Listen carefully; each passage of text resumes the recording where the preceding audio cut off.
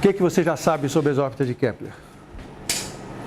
A gente obteve aqui a equação da trajetória, né? A equação da trajetória, em coordenadas polares, ela nos diz que R de φ, lembra, eu tô descrevendo o movimento dessa... Vamos aqui especificar, vamos pensar aqui que eu estou falando sobre planetas girando em torno do Sol, né? Se bem que isso serve para qualquer sistema de dois corpos sob ação de força central. Nós já tínhamos descoberto que essa órbita é uma órbita plana, então eu estou no plano da órbita. No plano da órbita eu estou especificando a posição do planeta pelas coordenadas polares, que são R, a distância até a origem, e φ, o ângulo que o vetor posição faz com uma direção previamente determinada, o nosso eixo x. E a gente obteve que R de φ é dado por essa equação, onde nós temos a conexão entre C, essa constante que apareceu aqui, e a constante epsilon e as constantes desse movimento. Uma delas é o momento angular, que é conservado, né? Ele é conservado, então o C, por exemplo, L² sobre gama μ. L é o momento angular. Gama é o fator que nos dá qual é a forma específica dessa força central. É uma força central que depende do inverso do quadrado da distância, da forma gama sobre R2. Então, no caso gravitacional, esse gama é G grande, produto das massas. No caso elétrico, isso aqui é a constante elétrica, é 1 sobre 4πε0, vezes o produto das cargas. Então, esse gama, ele vai assumir o papel, enfim, está relacionado com a forma da interação. Esse epsilon, ele é A vezes C. Esse A foi a constante que apareceu na integração da equação de movimento. Então, isso aqui é A L² sobre gama μ. Muito bem. A gente descobriu algumas coisas sobre essas órbitas. Por exemplo, descobrimos que, dependendo do valor de epsilon, nós vamos ter órbitas que são limitadas ou órbitas que não são limitadas. Certo? Como é que a gente pode descobrir isso? Nós tínhamos visto também, é interessante agora, vamos lá. Nós tínhamos visto também que nós podemos analisar esse problema como um problema unidimensional,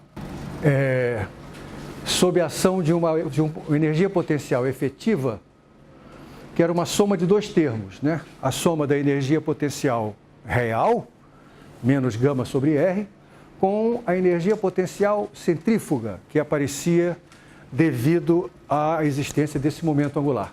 Quando a gente fazia essa composição, resultava uma energia potencial efetiva que tinha essa cara aqui. Né? E aqui nós vemos num gráfico energia como função da coordenada R, nós vemos que, de fato, o valor da energia determina se nós temos órbitas limitadas ou ilimitadas.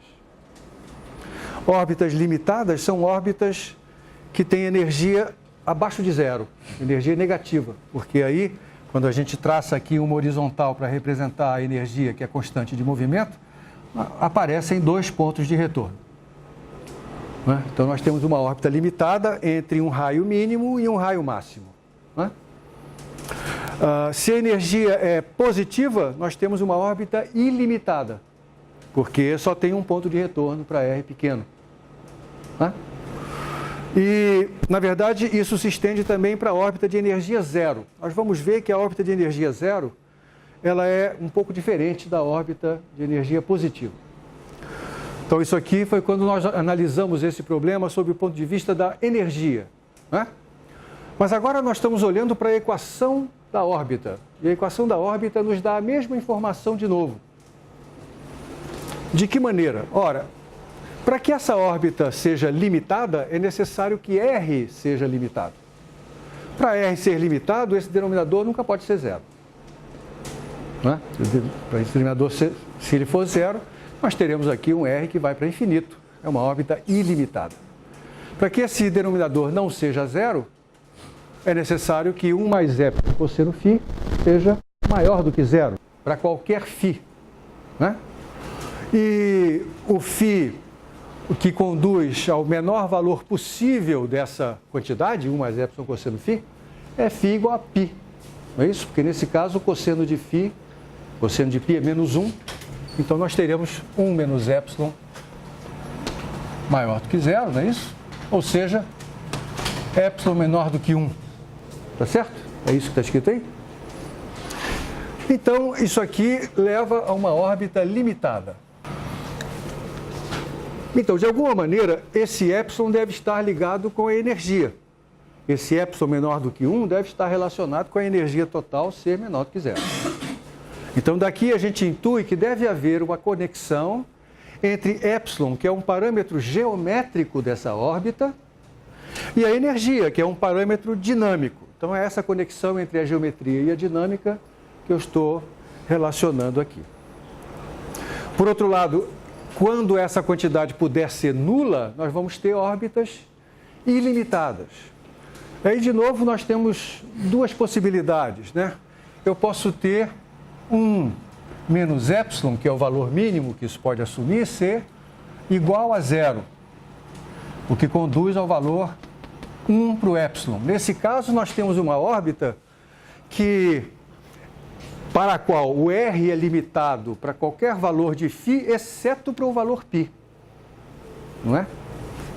E no caso em que 1 menos epsilon para um dado φ seja 0, 1 menos epsilon cosseno de um certo φ, botar φL de φ limite, seja igual a 0. Oi? Φ é o que meio? Φ é a coordenada polar dessa órbita. Então, nós estamos aqui está o plano cartesiano,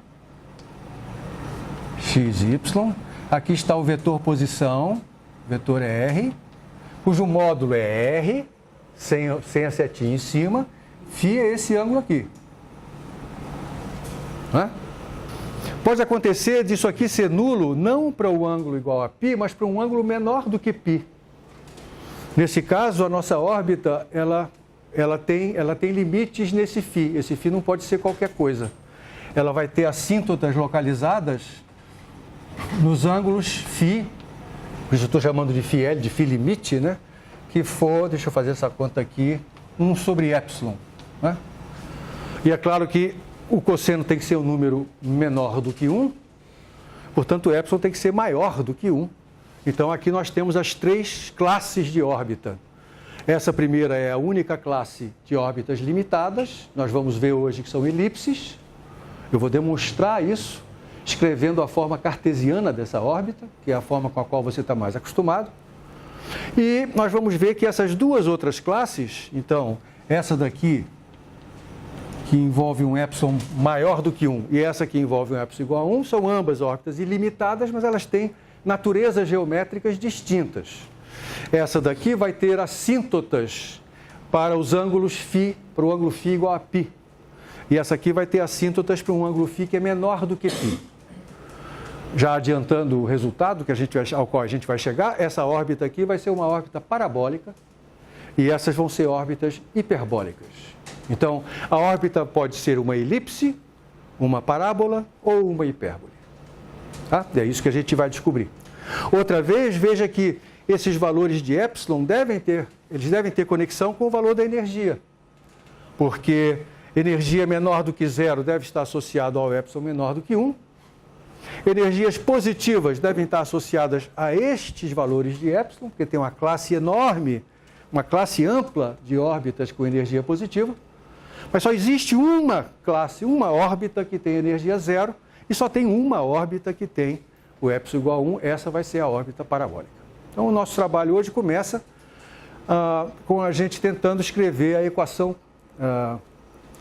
da órbita em coordenadas cartesianas.